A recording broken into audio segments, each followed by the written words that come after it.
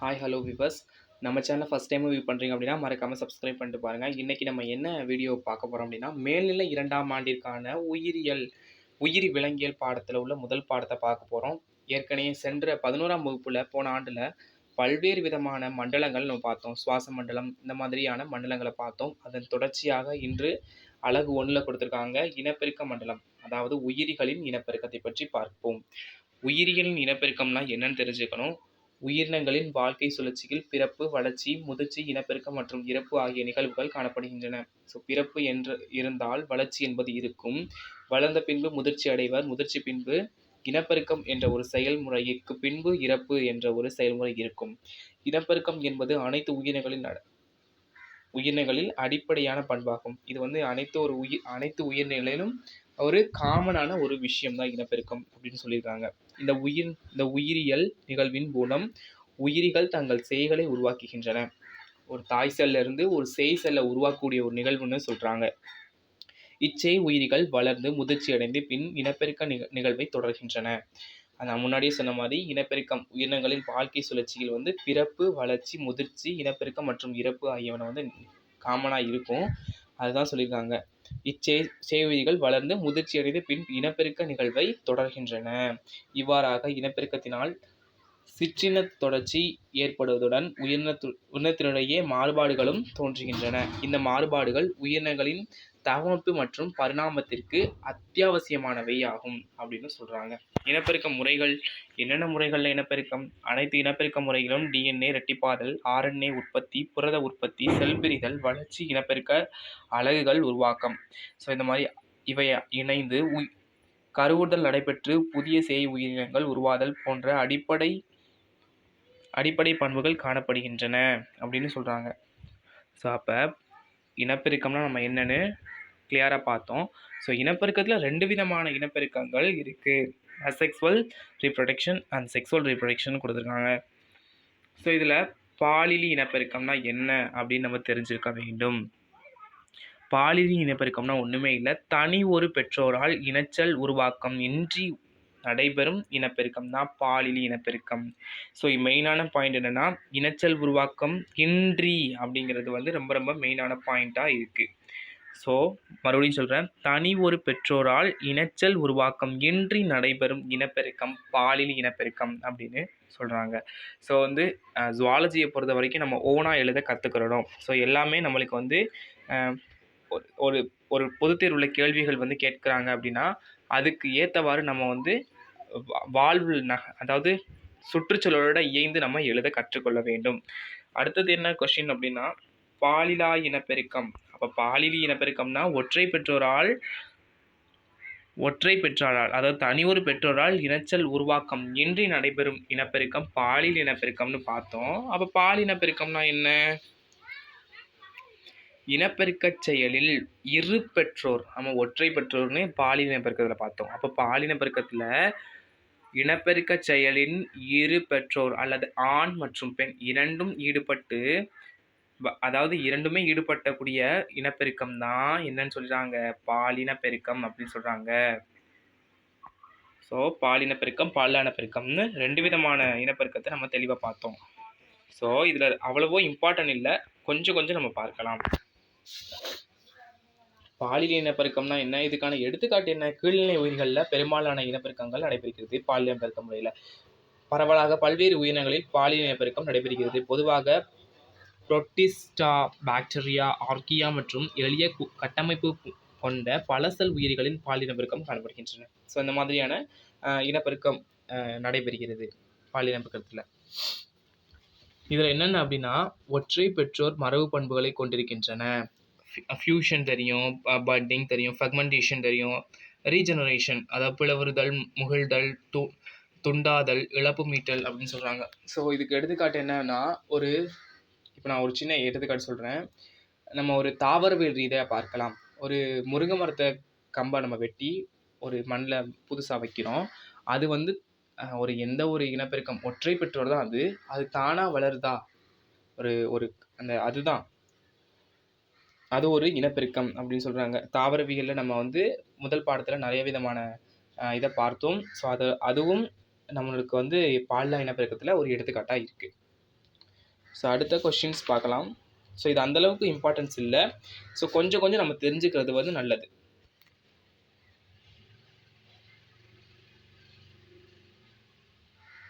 So இதெல்லாம் பாலில் அனுப்புறதுக்கு பாராமீசியத்தில் நடைபெறும் கிடைமட்ட இருப்புளவு முறை. ஸோ நம்ம ஃபஸ்ட்டு கொஷின் என்ன கொடுத்துருக்காங்கன்னா, பாராமீசியம் அப்படிங்கிற ஒரு உயிரி தான் பால் மற்றும் பாலிலி என்னும் இருவகை இனப்பெருக்க திறனையும் பெற்றுள்ளது அப்படின்னு சொல்கிறாங்க. ஸோ இந்த உயிரி பால் மற்றும் பாலிலி இனப்பெருக்கம் இரண்டிலும் நடைபெறும் ஒரு என்னது முறை அப்படின்னு சொல்கிறாங்க. அப்போ கொஸ்டின் கேட்பாங்க, டேஸ் உயிரி பால் மற்றும் பால் இனப்பெருக்கம் இரண்டு வகை இனப்பெருக்கத்திற்கும் திறனுடைய உயிரி என்னன்னு கேட்டாங்கன்னா பாராமீசியம் அப்படின்னு நம்ம எழுத கற்றுக்கிறணும். அடுத்த கொஸ்டின் போயிடலாம்.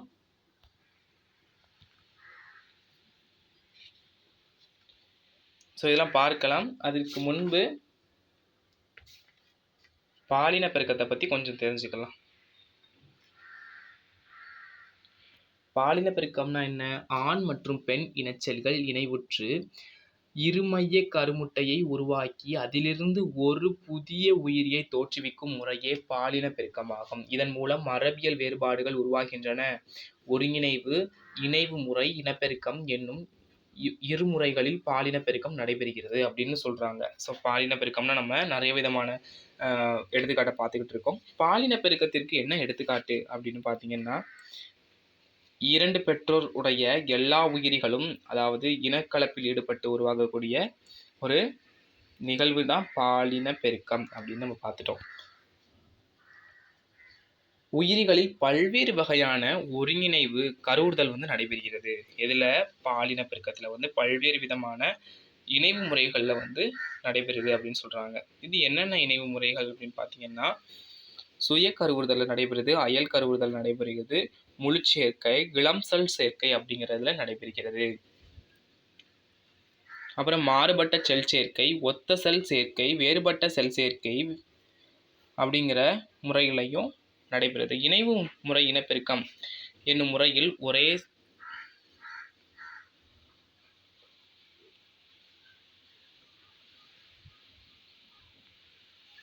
இணைவு முறை இனப்பெருக்கம்னா என்ன?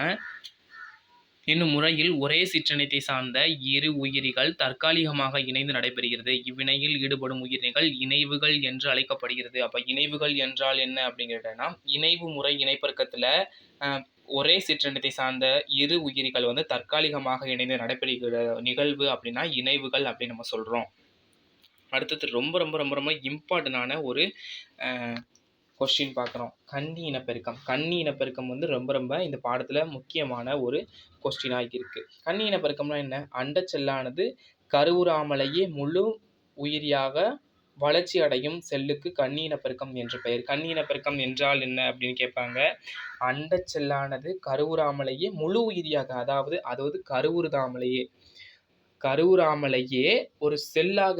ஒரு செல்லாக வளர்ச்சி அடையும் ஒரு நிகழ்வு தான் கன்னி இனப்பெருக்கம் அப்படின்னு சொல்றாங்க. ஸோ இது வந்து ரெண்டு வகையா வந்து இருக்கு. அது என்னென்ன பார்த்தீங்கன்னா, கன்னி இனப்பெருக்கம் வந்து இயற்கையான கன்னி இனப்பெருக்கம் மற்றும் செயற்கையான கன்னி இனப்பெருக்கம் சொல்லி ரெண்டு வகையான இனப்பெருக்கம் இருக்கு. ஸோ இயற்கையான கன்னி இனப்பெருக்கம்னா என்ன? சில உயிரினங்களில் வாழ்க்கை சுழற்சியில் கன்னி இனப்பெருக்கம் தொடர்ச்சியாக, நிலையாக மற்றும் இயற்கையாக நடைபெறுகிறது. இது இயற்கையான கன்னி இனப்பெருக்கம் என்று அழைக்கப்படுகிறது. அப்புறம் இயற்கையான கன்னி இனப்பெருக்கத்தை இரு வகைகளாக பிரிக்கலாம். ஸோ இயற்கையான கன்னி பெருக்கத்தை இரு வகையாக பிரிக்கலாம் அப்படின்னு சொல்றாங்க. அவை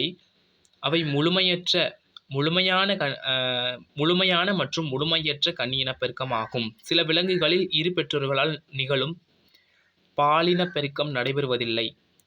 ஸோ என்ன சொல்லியிருக்காங்க? இரு பெற்றோர்களால் நிகழும் பாலின பெருக்கம் நடைபெறுவதில்லை அப்படின்னு சொல்லியிருக்காங்க. மாற்றாக இவை முழுமையான கன்னி இனப்பெருக்கம் மூலம் மட்டுமே நடைபெறும் அப்படின்னு சொல்லியிருக்காங்க. இந்த இனப்பெருக்கத்தில் வந்து இந்த இனப்பெருக்கத்தில்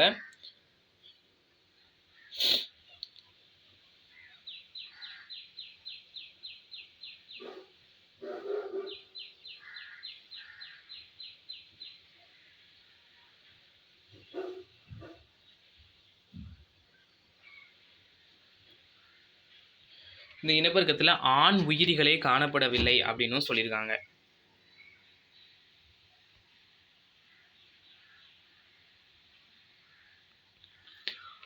ஆண் உயிரிகளே காணப்படுவதில்லை, பெண் உயிரிகள் மட்டுமே உள்ளன. முழுமையற்ற கன்னி இனப்பெருக்கம் நடைபெறும் சில உயிரினங்களில் பாலின பெருக்கம். அப்போ நம்ம முழுமையற்ற உயிரினத்தை பற்றி தான் இவ்வளோ நேரம் பார்த்தோம். இப்போ முழுமையற்ற கன்னி இனப்பெருக்கத்தில் நடைபெறும் சில உயிரினங்கள் பாலின பெருக்கம் மற்றும் கன்னி இனப்பெருக்கம் இரண்டுமே நடைபெறுகின்றது. எடுத்துக்காட்டு வந்து தேனீக்கல்ல வந்து இரண்டுமே நடைபெறுது அப்படின்னு சொல்கிறாங்க. இது கருவுற்ற முட்டை ராணி தேனி வேலைக்கார தேனீகளும் வளர்ச்சி அடைகின்றன. அதே வேளையில் கருவுறாத முட்டைகள் ஆண் தேனீகளாக வளர்ச்சி அடைகின்றன.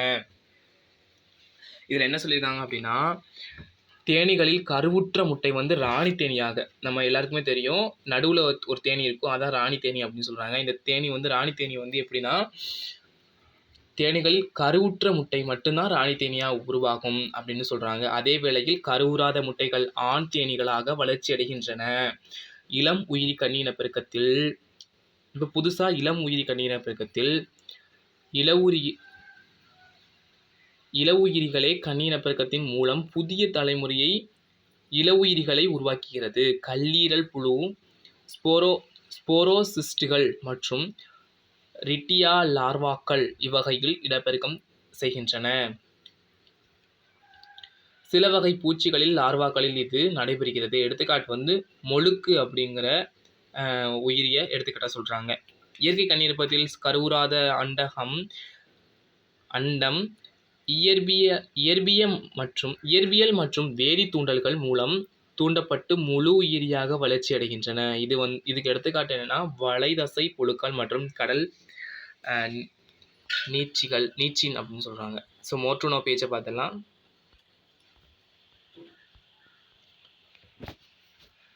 மோர்டூனோ பேஜில் இயற்கையான கன்னியினப்பெருக்கம் பல வகைப்படும். அதுக்கு வந்து ஸோ இயற்கையான கன்னியினப்பெருக்கம் வந்து 3 விதமான கன்னியினப்பெருக்கம் கொடுத்துருக்காங்க. அர்ரினோடோக்கி,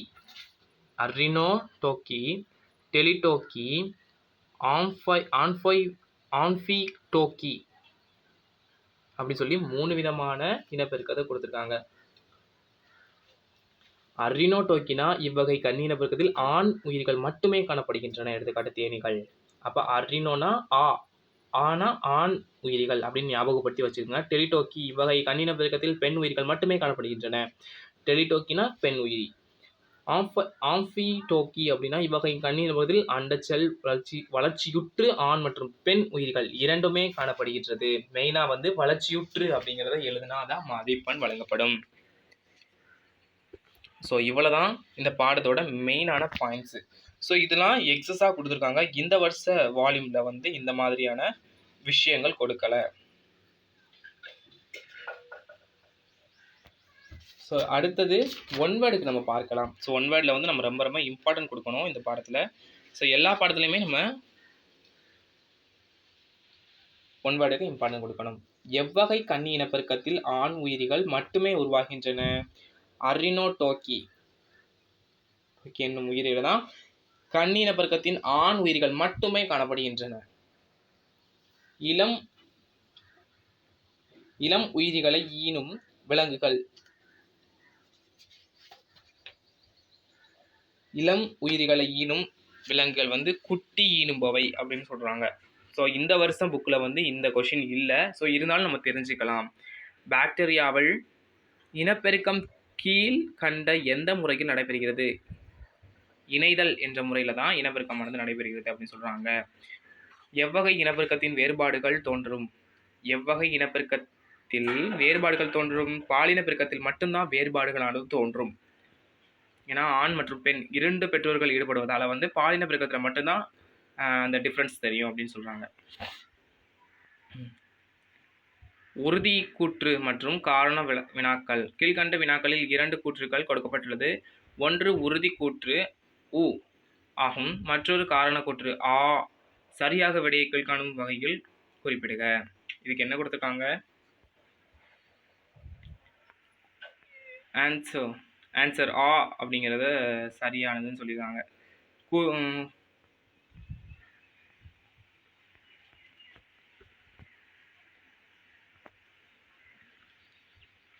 ஒவ்வொன்றுக்கும் ஒவ்வொரு விடை கொடுத்துருக்காங்க. தேனீக்களில் சமுதாயத்தில் ஆண் தேனீகளை தவிர மற்ற அனைத்தும் இருமையம் கொண்டவை. இதற்கு ஆனா ஆன்சர் அப்படின்னு சொல்றாங்க.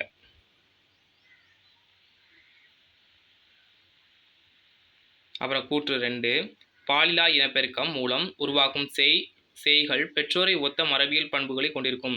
காரணம், பாலில்லா இனப்பெருக்கத்தில் மறைமுக பிரிவு மட்டுமே நடைபெறுகிறது. அதுக்கும் ஆன்சர் ஆ.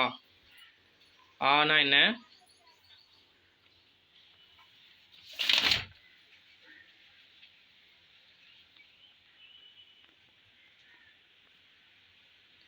உறுதிக்கூற்று 3, குட்டியினும் விலங்குகள் தங்களது குட்டிகளில் பிரிந்து பாதுகாப்பை வழங்குகின்றன. காரணம், இவை பாதுகாப்பான சூழல் உள்ள இடங்களில் தங்களது முட்டைகளை இடுகின்றன. ஆன்சர் இ. ஸோ இவ்வளோதான். ஸோ அடுத்த கிளாஸில் நம்ம வந்து இதில் உள்ள 2 மார்க்ஸை ஃபுல்லாக புக் பேக்கில் உள்ள 2 மார்க்ஸை ஃபுல்லாக நம்ம பார்ப்போம். தேங்க்யூ ஃபார் வாட்சிங்.